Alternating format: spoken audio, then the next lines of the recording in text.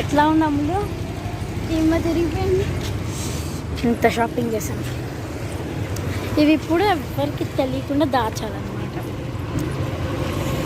కాసేపు ఫస్ట్ ఇక్కడ కిరాణా కొట్టుకు వెళ్ళి ఏదైనా కొంచెం జ్యూస్ తాగేసి అప్పుడు ఇంటికి వెళ్ళిపోదాం. తాతయ్యే వస్తున్నారా? ఇంతకీ మేము ఎక్కడికి వెళ్ళామని చెప్పలేదు కదా. చెప్పిన గుట్టకి వెళ్ళాము. అక్కడ అంటే కొంచెం రీజనబుల్ ప్రైజెస్లో మనకు నచ్చిన వెరైటీస్ కొనుక్కోవచ్చు అని చెప్పి అక్కడికి వెళ్ళాము. అంతేగా.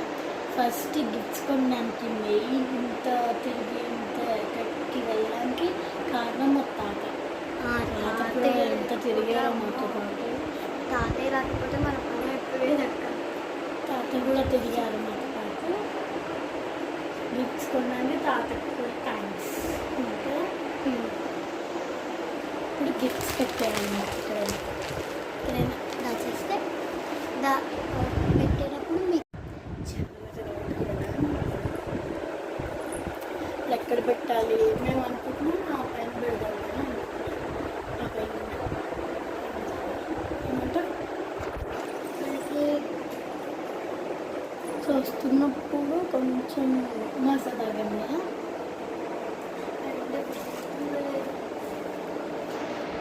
ఎర్రగా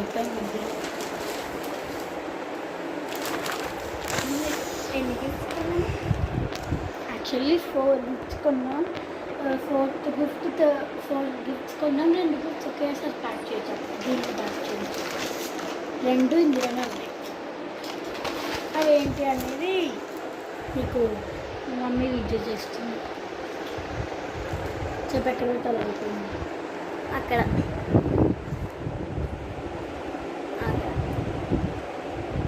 ఆ ప్లేసెస్లో ఎక్కడైనా ఇక్కడ పెడదామా లేకపోతే మా బెడ్రూమ్లో పెడదామా?